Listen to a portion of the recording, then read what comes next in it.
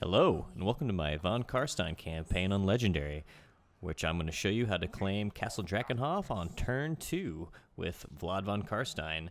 The reason we're picking Vlad over Isabella to start is because Vlad comes along with the Siege Attacker attribute, which will allow you to siege without any equipment. So let's get started. First of the von Carstein line. Though you are again ascendant, your rightful home, Castle Drakenhof, is kept from you by Manfred, and there are yet more who would see you undone. Alright, tutorial man, that's enough of you. I already know what my plans are. So, let's go ahead and get things started by taking Vlad over to the border. That way, the following turn, he can reach Drakenhof and begin his siege. Alright, so all we can make is wolves, bats, and vargeist, and a couple recruits of undead from the resurrection pool. So let's get all our vampires in his army. And let's go ahead and start our building so we can have skeletons later on. And unlike starting with Isabella, if you start with Vlad, you get Isabella on turn 1. If you choose Isabella first, you get Vlad on the following turn. Alright, let's get our skeleton warriors and spearmen. Let's see, we're going to skip out on the zombies and go ahead and grab our dire wolves. They will help me munch up the doors. So let's max out our pool here and start our research. I'm going to go ahead and head down the tree to upgrade all my vargeist and my dire wolves. And end the turn.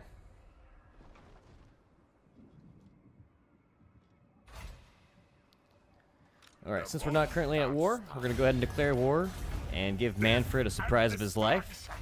And what I find consistent about starting off like this on turn 2 and declaring war is Manfred is nowhere to be seen. He doesn't like hanging out at Drakenhof. And he is not close enough to reinforce, making this battle much, much easier. Now we'll have to forward march Isabella to bring her to her beloved Vlad. That way we get even more buffs in the battle for our heroes, because they are going to be what is key to dealing with all their graveguard. Let the battle begin. As you can see, the only threat here is going to be those 4 unit cards of graveguard and the 2 units of vargeist. The rest will be piecemeal for our heroes and our aerial units. We have air superiority, so once we take out everything in the air, we will be a-okay for us to have free range of the entire battlefield and to support any units that need it with our air force. So what I'm going to do is prepare the army on the left flank here, but my dogs are going to be up front. And with Vlad being able to get them a little closer, it's even nicer. That way they have less time to get to the door and beat down the door. Between the heroes and the dogs, that door won't stand for very long. Alright, so we're going to put our infantry, what little infantry we do have, to the far left, our blood knights to the far left, and all our aerial units on the far left, to reduce as much damage to them as possible from the tower. Now let's not also forget to take out their aerial units. That way we have completely uncontested Fellbats and Vargeist. As you can see, the wolves quickly got to the door, minimal casualties. Being that they're vampires, they have nothing else to really support the towers as far as range is concerned. So everyone's going to be safe now from those towers while we wait for that door to go down. And Isabella is on the field, so we need to make sure she also gets to this door and helps fight. Doesn't appear I can do anything with my spells up on the walls, but I can do it to their leading command unit here on the ground, behind the gate. Let's go ahead and start softening him up.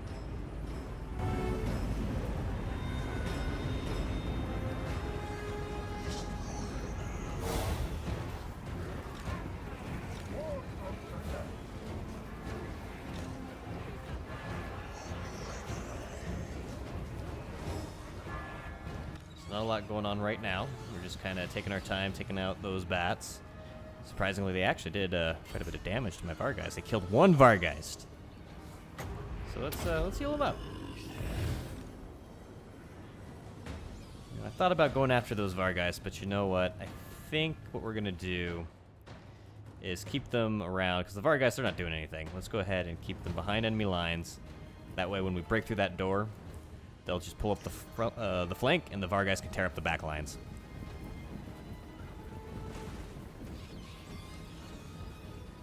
Let's see. Should we strike this Graveguard up top? I think that's what I'm going to do. I'm going to go ahead and give them a good charge on the top there, weaken them up. Isabella's still en route, actually. Yep, she's taking a bit of damage there. But the gate is broken, so let's go ahead and get all our wolves, our vampires, in on the fight. Alright, maybe this wasn't such a good idea. The fell bats are just dropping like flies, like quite literally flies. They're not doing anything. Let's get them off. I do want to keep them around despite how weak they are. I want to heal them, but they're all kind of spread out. Not all of them are going to get healed.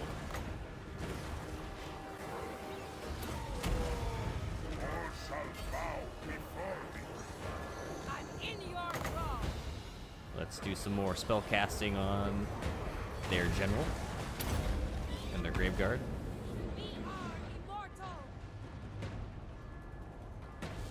Alright, so my air units have pulled off. Let's pull them back a bit. Isabella stopped for some reason. Let's give her new orders to attack. And let's go ahead and, since they pulled off the walls, get our infantry up on the walls. And we'll pull up the flank from within side. Come on, here we go. Right there.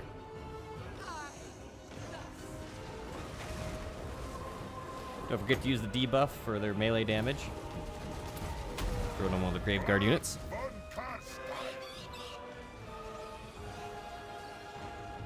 Alright, so let's get my aerial units stacked. I want to heal them up. So we're going to stack them up right on top of where our infantry are. Let's see, how are we going to do this? So I'm going to have to give them all, each individual orders. Since I'm in no rush, I can do this. Alright, now they're all stacked up. Double click, and let's heal everything. Boom. Some massive regen going on right now. Bringing back some bats. Unfortunately, the bats are spawning in the fight, so as they're healing, they're also dying. You can see them down here just coming back to life. See if we can pull them out of there. Don't forget that the double click makes the heal more powerful. Instead of just healing one unit, it'll heal in a AoE radius around the area of where you cast it. Now that they're getting up there, we can start forming ranks within the castle.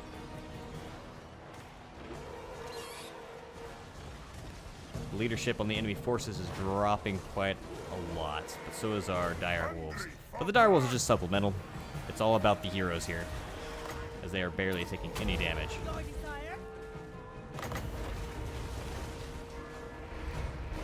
Start casting some more spells. There he is.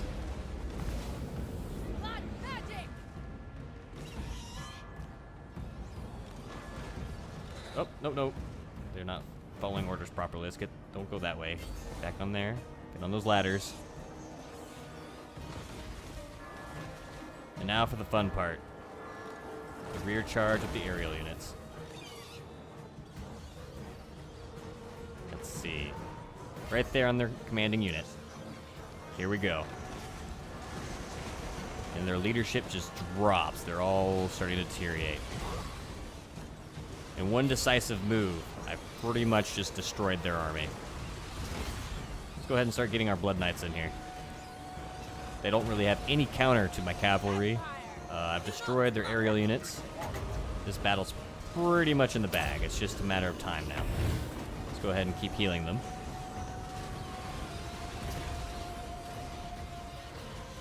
I've consistently done this strategy twice where Manfred has not been anywhere nearby for the castle to defend it.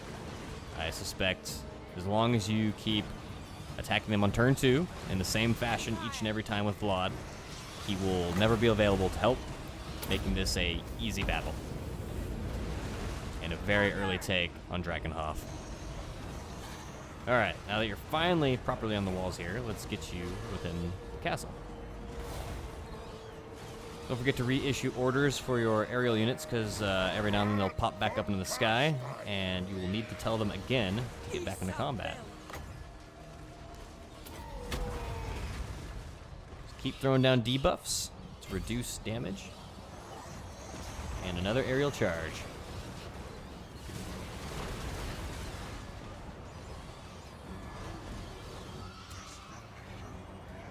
One thing that makes the von Carstein campaign so easy is you get to pick your battles based on the fact that nobody starts off at war with you. So when you're ready to unite Sylvania, it's going to be on your terms and when you're ready to strike. Unless you decide to choose to make them your vassals or confederate, but that's going to be up to you.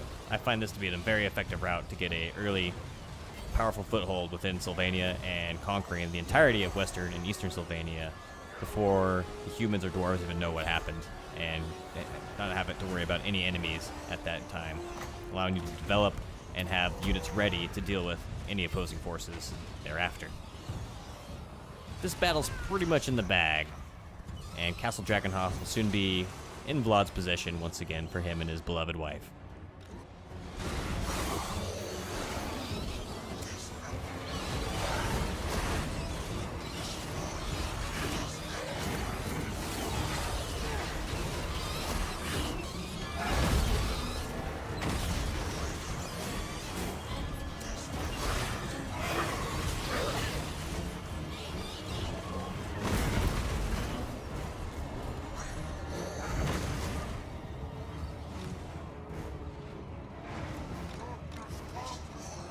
Alright, let's start making preparations to take the rest of the castle. Put our heroes in a group 3. And let's see here, they got a group of ghouls there. Too bad they're already late to the party. They could have helped with a flank. Granted, it wouldn't have done much. Let's have our heroes deal with that.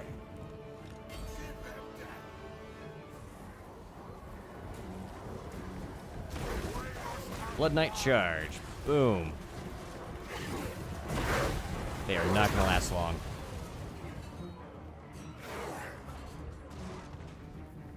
Oh, what do we have here? Feudal attempt. We'll go ahead and prepare a battle line with our spears. And since they have nothing that can deal with my air units, we'll put them in the back. So they'll support the spears, so the spears don't lose to crypt ghouls.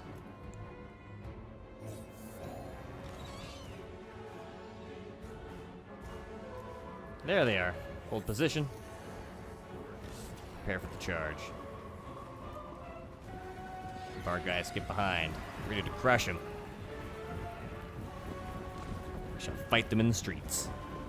Here we go. Let the battle engage.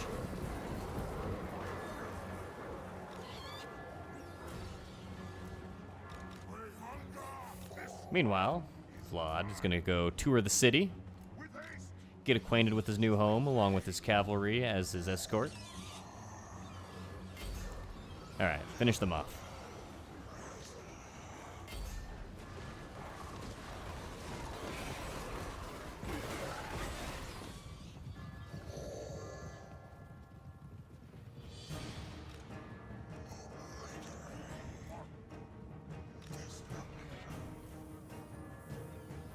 Let's see what we have left.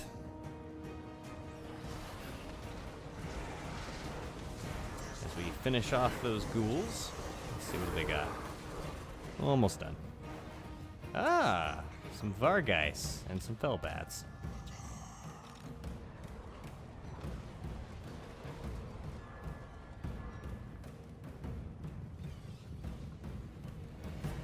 Well, they have no chance against any of my heroes, and my Blood Knights are anti-large, so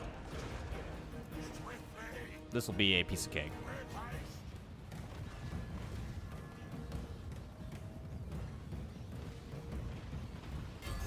Alright, bring it back around, and immediately their leadership is gone. This battle is officially over.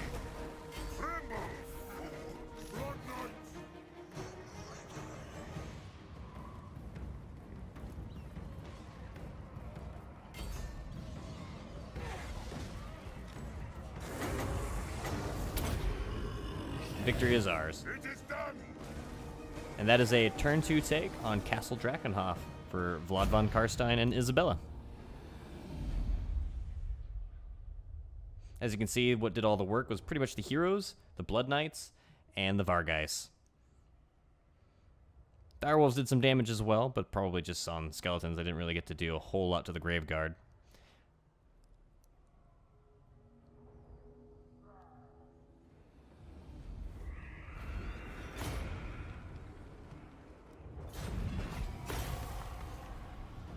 We could choose to subjugate them if we want, but I don't see why I'd want to do that. I mean, it'd keep Manfred alive, I suppose, as my puppet. We're going ahead and occupy. Very well. It is done. Manfred's going to make a desperate attempt to reclaim it, but that's not going to happen. King of Darkness. Just in case we have any issues, let's go ahead and raise the dead. Vlad has nothing to contend with. Next target is going to be Castle Templehof and the reunification of Western and Eastern Sylvania. Manfred's going to go ahead and siege us. Unfortunate for him, he is going to be attacked by Templehof himself, which is hilarious because they start off at war, but they will not be at war with me. So on next turn, I'm going to be able to attack Templehof, pretty much wipe them all out. I'm going to let them stick around in my territory with those 2 armies of theirs because there's nothing left of them after fighting Manfred, and clean up the rest of this fight. So I hope you guys enjoyed this video, and for the interest of time, I'm going to go ahead and auto-calc the rest of this and show you how destroy Templehof at about turn 6. We'll have both Western and Eastern Sylvania under our control to issue our commandments. And because I want Isabella to get some experience, I'll keep her tagged along with Vlad's forces for all these fights. Perish. And because it's Vlad, he does not need any siege gear. And their skeletons stand no chance. I hope this helps some of you, and have fun with your guys' campaigns.